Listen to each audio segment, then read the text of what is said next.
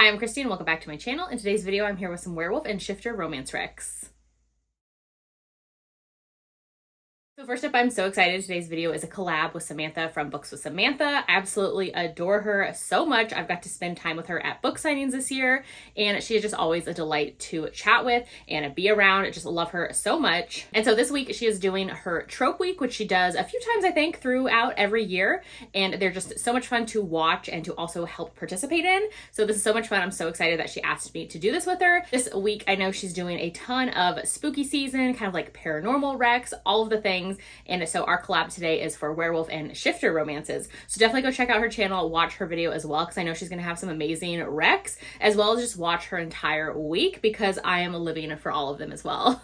So I have my list here, and I have a ton of Werewolf and Shifter romance recs to chat about. At first, when we were doing this video, I was afraid I wasn't going to have that many, but then once I started going through my Goodreads and like all the books that I've read, I had quite a few of them, so I am so excited. I think I have at least 15 recs to chat about, and then as well as at the end, I have some that are on my TBR that I want to chat about as well. So without further ado, let's jump into the recs. So first up, I have Muscles and Monsters by Ashley Bennett. This is the first book in her monster romance series, and this one I adored so much. Basically, in this one, the heroine is a human, and she's a curvy bake shop owner, and she is so thrilled when she gets asked to make the first wedding cake for a monster and human marriage pairing in her town. So she's on her way to deliver the wedding cake, and her muscles end up cramping up her arms, and she drops the cake all over the ground and is devastated. So at the same time, the hero, who's actually a wolven, he sees her drop it and rushes over to help her, and he is just so swoony and so adorable. He rushes over to help her, and when the heroine sees him, she's immediately swooning over how sweet he is, and of course his muscles as well. She finds out that he's the owner of the local gym, and she starts feeling something for him immediately. I just love these two together. The hero is a massive cinnamon roll hero, so if you love cinnamon roll heroes, definitely read this one. They end up spending time together. He even teaches her about weightlifting, and they just have like all of this fun, cute time together. They're both sweet, they're both compassionate, and I loved that for them. So you can expect this one to be super sweet. I know this one is out on audio as well. You get some praise kink in here, you get some primal play, you get some mating bites, and you even get some hot activities during a full moon. Next up is The Hunter by Jenica Snow, and this one is just a fun, smutty little erotica, Little Red Riding Hood novella. So this is part of a whole series that Jenica Snow has, and these are just like fairy tale monster erotica novellas where the monsters stay monsters. So just know that going in. So the premise for this one is, what if the big bad wolf kidnapped Little Red Riding Hood for solely his pleasure? So in this one, it starts off with the heroine at her grandmother's funeral. She absolutely adored her grandma. They had a really close connection. And so she's feeling kind of lost, and she decides to kind of tap back into nature, and she decides to set off to this remote cabin in Alaska, which, by the way, a lot of like paranormal things are happening in Alaska, which I love because I mean, I'm in Alaska. She's in this remote little cabin. She's trying to reconnect with nature. And so on her first night, the hero, who is the wolf, ends up finding her and like instantly knowing their mates. So like I mentioned, this one is just a smutty little erotica novella. So just know that going in, all sorts of things happening. There is a little bit of kidnapping, there's some captivity vibes, there is a ton of protectiveness, and then some insta love between the hero and the heroine. Just a fun little treat. Next up is Wolf Gone Wild by Juliet Cross. I recommend this entire series, but of course we're talking about werewolves today. So first up is Wolf Gone Wild, the first book in the series. So this one, the hero is a wolf shifter, and he hasn't been able to shift into his wolf form for the past 3 months because of a curse on him. And he's super desperate because his wolf form has this like other alter ego in his head, which is Alpha, and he is constantly driving him bonkers with the thoughts in his head. So he can't wait for the wolf to get out and shift into that form.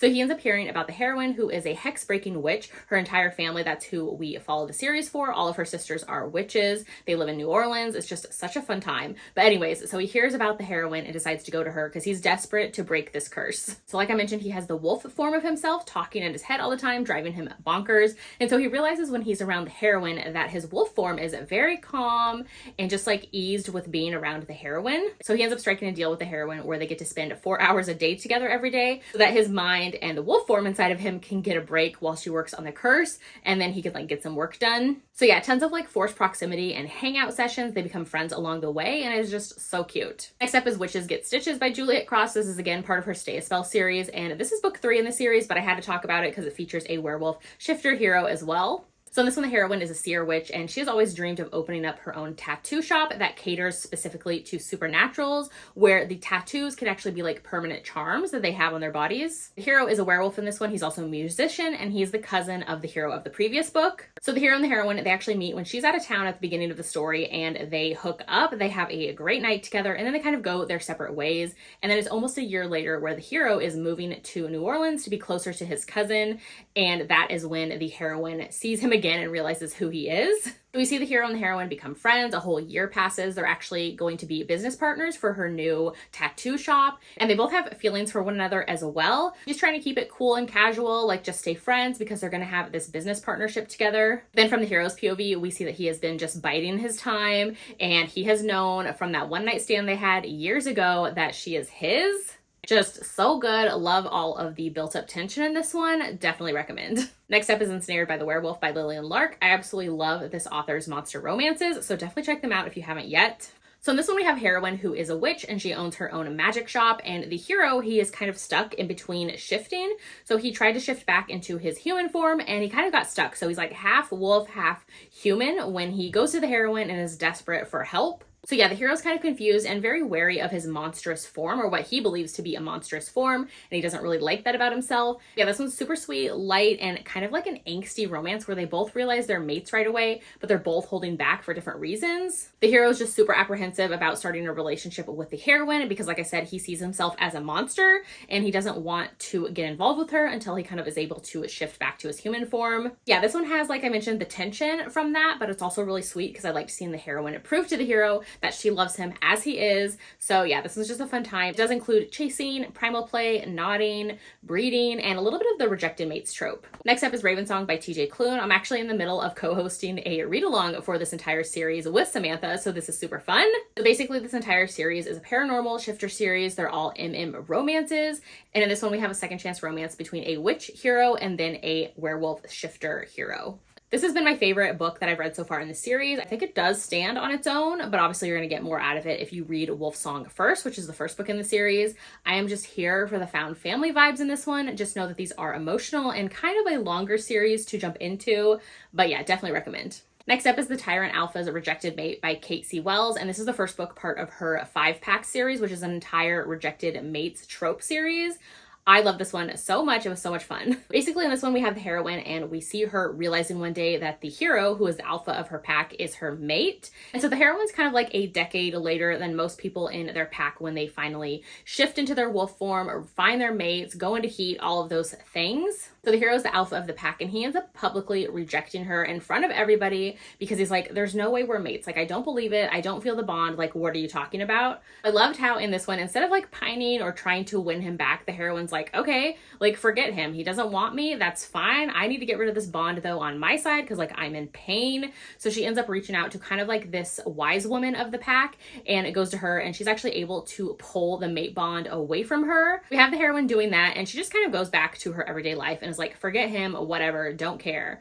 So then we see the hero, and as soon as that happens, he kind of starts to feel like super protective and caring and nurturing towards the heroine, and he doesn't understand why, because he's like, there's no way we're mates. Like, why am I feeling this connection to her? Why do I want to protect her? Why do I want to sleep outside of her house at night and make sure she's safe? Like, all of these things, and I absolutely loved it. If you love groveling from a hero and kind of trying to win back the heroine, this series definitely delivers on that, and I just had like a great time with it. Next up is A Hunger Like No Other by Presley Cole. This is the first book in the Immortals After Dark series, and this entire series is so good. Definitely recommend it if you love paranormal. I think for this one especially, you have to kind of enjoy alpha hole heroes. He does become sweet later on, but he's definitely alpha hole at the beginning of the book. I don't know, it worked for me, but just know that going in. Basically in this one, the hero is Scottish. Like I said, he's an alpha hole, and he is the king of the Likey, which is of course the werewolf in this world. So at the beginning of the story, we actually see him breaking out of this 150-year imprisonment. And yeah, it definitely gets wild in here, but he breaks out because he senses that his mate is near, and he has been searching her for like 1,200 years. So he wants to get out and obviously get to his mate, but he also wants to seek revenge on the vampires who locked him up and imprisoned him.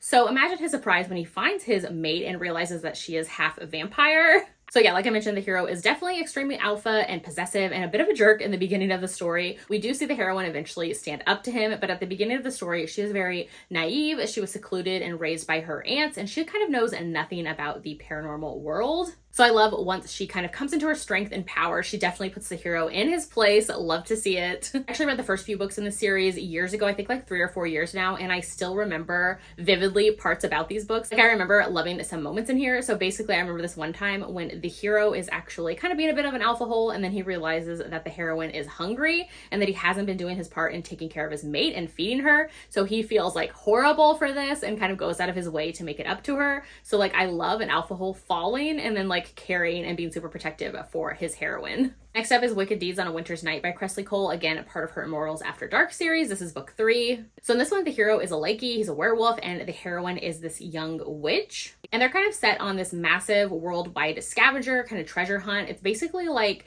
The Amazing Race, but for Immortals. So we see the hero and the heroine, they're both kind of instantly pulled and attracted to one another, but they're both kind of not acting on it. The hero actually had a mate years and years, like centuries ago, and the heroine feels like he's still kind of pining after that loss, so she doesn't want to get involved with him. And then of course he's equally confused by his thoughts and feelings towards her because like to him, he already had his mate and lost her, and so he's like, what is even going on? This is just a fun one. Like I said, the whole series I really love. I loved how in this one, the heroine is really young in their world, but she is so strong and powerful and confident. Just like loved seeing that. Next up is Moon-Blooded Breeding Clinic by Sam Nacosta. So in this one, we have the hero, and he is this globe-trotting photographer. He's also a werewolf. So at the beginning of the story, we see him returning back home to Cambric Creek after the pandemic hits and kind of shuts down the entire world. So just know that it does deal with the pandemic going in.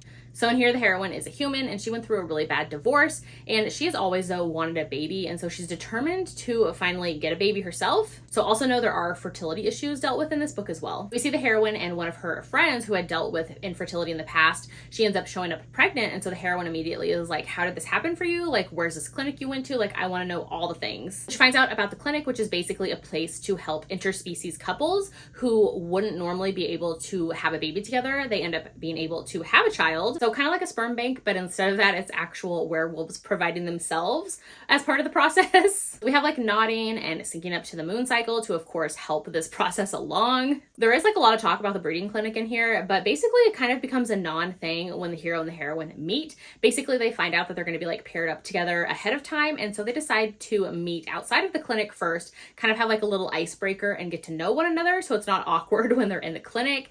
And it kind of goes from there with them kind of just like jumping into like, well, maybe we should kiss for the first time, like maybe we should go to the hotel across the street, just like all of those things. Next up is The Witch's Wolves by Ellie Mae McGregor, and this is just a super fun little novella. So this one does have Little Red Riding Hood kind of vibes. Basically in this one, the heroine ends up wanting to escape her life, and so she runs into the woods and she finds solace in the arms of 2 hunky wolfmen who are already in love with one another. And so they kind of tell her that they have plenty of room in their hearts and in their bed for her to join them as well. This one's just a delightful, steamy, romp in the woods novella. Definitely recommend. Next up is Mating the Huntress by Talia Hibbert, and this is just a super charming fated mates Halloween-centered romance between a werewolf shifter hero and then the heroine who's actually a huntress.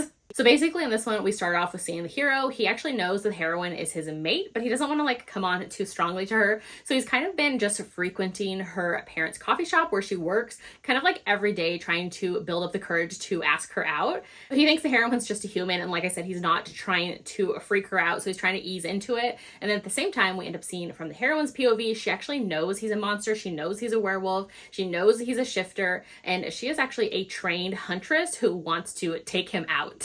This one is just the perfect blend of steamy and sweet and swoony. The story also involves a premonition about the heroine's fate. We see how she's just like super bloodthirsty, and I loved that about her. The girl also loves it. Like even when she's trying to take him out, he's like super aroused by it, and it's just so much fun, such a delight. Next up is That Time I Got Drunk and Yeeted a Love Potion at a Werewolf by Kimberly Lemming. This one I actually read recently, and the whole series is available on Hoopla, so just know that.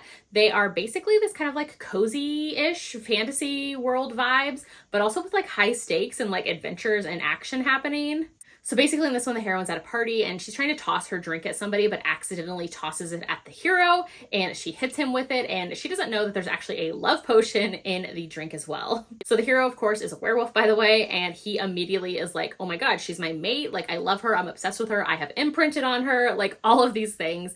And so the whole time he's trying to prove to her that they're like mates and perfect for each other, and she's like just trying to get away from the love potion and the spell that they're under. So yeah, this one was just a fun time. Next up is Shadow Wolf Werewolf by Kate Easton. This is the first book in her Shadow Pack trilogy. Basically in this one, the hero and the heroine are both werewolf shifters, but they are from kind of rival packs. Basically in this one, the heroine, her entire pack, it's just like they see themselves as more traditional and like reserved and held back and just like more refined is what they think. And so we see that she's actually engaged to her best friend from childhood, who is the heir to like become alpha next. And at the same time, while they are best friends, she doesn't feel like anything more for him, but she's just kind of like resigned to playing the good fiance and all of those things to him. So then we see there is this other like rival pack, and they're actually coming down to do this like signing of a treaty renewal with her pack. And so the alpha of that pack is very rumored to be like brutal and conniving. Like supposedly he killed his mate, and he is just like from this more lawless pack where anything goes. Like they're just more tuned into like the wild side of their wolves. And so like her entire pack like hates his pack. So when she sees the alpha of the rival pack, she realizes immediately like their mate bond clicks in. And yeah, it kind of goes from there. Basically in her world, like moon fated mates is super rare. And so like the fact that they're mated and from opposite rival packs like becomes this whole thing. It's just like a really fun time. It deals a little bit with a rejected mate trope and kind of goes from there. Like it's just fun, entertaining, and very fast paced. Next up is Sanctum by Hannah McBride. This is the first book in a series from her. And this one is kind of described as YA or new adult, but it does deal with some heavier, darker content as well. So in the beginning of the story, we see the heroine and her mother. They have been living in this abusive wolf pack, and they are treated as definitely less than. They live in the Omega house at their pack, and it's basically treated like a brothel where anything goes. Like the men of the pack can come and do whatever they want, treat the women however they want in there. So when the alpha of their pack ends up dying at the beginning of the story and they realize the new rulers are going to set these new rules that are going to make life even worse for them, they end up escaping and running away to a different pack. So when they get to their new pack, the heroine is actually sent off to kind of this like boarding school for shifters where she meets like some of the other children of her pack. And she also ends up meeting the hero, who is like the next in line to be alpha. So in this world, female shifters are actually like a rare commodity amongst packs. And so I found that super interesting. Like it's kind of fast paced. We get pack wars. There's also this like mystery of missing shifters. We have a dying out population. And of course, like family drama, secrets, legacies, like all of those things is just like a really fun time. All right, so those are all the books that I have to recommend, but I do have some that are on my TBR as well, so I wanted to chat about them super quickly. So first up is Her Sweet Alpha by Thayer King, and this one, it says that the hero is a wolf shifter, the heroine's a human. The hero is actually about to hit his 30th birthday, and in his world, if you don't find your mate by your 30th birthday, like he will be impotent for the rest of his life. So right on time, he ends up meeting the heroine, who is a human waitress, and he realizes that she's his mate. So this one sounds really good, and like I said, it's on my TBR to get to. The next two are ones that aren't out yet, but should definitely be added to your TBR if they're not yet. So first up is Bride by Ali Hazelwood. This one comes out in February of 2024, and I cannot wait for a paranormal from her. The next up, we have The Fake Mate by Lana Ferguson. This one comes out in December. I actually have an arc of it, so I need to start it soon. I absolutely loved The Nanny by this author recently, and this one is her first take on paranormal as well. So I am very excited and can't wait for both of these. So those are all the Werewolf Shifter romance recs I have for you today. Thanks again to Samantha for reaching out and letting me do this collab with you. This was so much fun. I can't wait to go check out her video, so definitely do that as well. And if you have any werewolf shifter romances for me, definitely let me know. I am always on the hunt for more. I just love like the found family, the fated mates. Like every time I read one of them, I'm reminded that I love them so much and want to read more. So help me out with that. If you haven't done so yet, make sure to like and subscribe so you don't miss out on any of my future videos, and I'll see you in my next one.